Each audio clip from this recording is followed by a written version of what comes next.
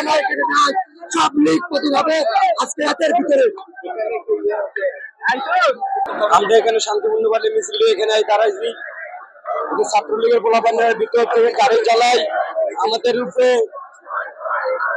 ইট পাটকেল ছুটে আমাদেরকে আহত করছে। তারা ভিতরে গাড়ি চালাইনি, তারা মনে করেন উপরে গেছে গা, আমাদের উপরে ইট পাটকেল ছুটছে, মাইরে আমাদেরকে সবাইকে আহত করছে। এখানেই আমরা সরকারের পতন চাই, এক দফা এক দাবি সরকারের পতন।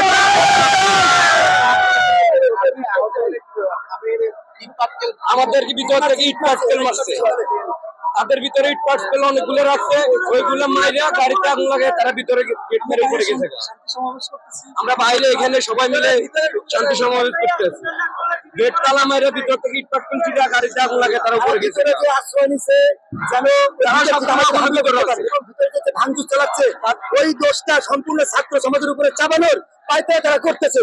ইতিমধ্যে ফায়ার সার্ভিস গেছে, আপনারা দেখছেন, তাদেরকে সম্পর্কে ঢুকতে দেওয়া হচ্ছে না, কারণ তারা চাইতেছে না ওই আগুনটা নিবুক।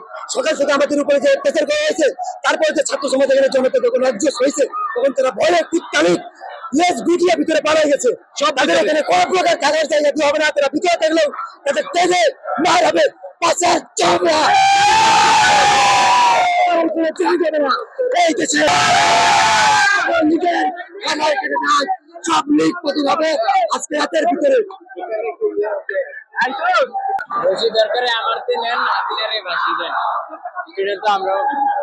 ঠিক আছে না, পদত্যাগ চাই।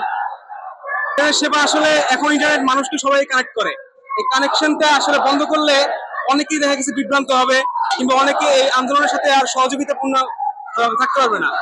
এই জন্য ইন্টারনেট সেবা বন্ধ করে দেওয়াটা একটা চক্রান্ত। না, কেন যাব?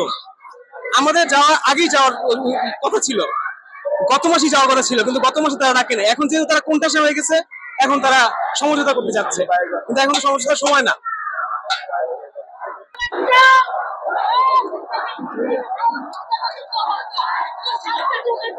দর্শক, শাহবাগ থেকে সরাসরি দেখানোর চেষ্টা করতেছি আপনাদের যে আবার কলম উত্তপ্ত অবস্থায় রয়েছে শাহবাগ।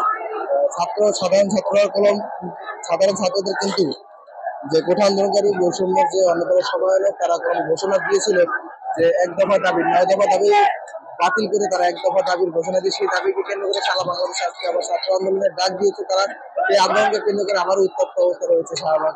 সরাসরি শাহবাগ থেকে দেখানোর চেষ্টা করতেছি।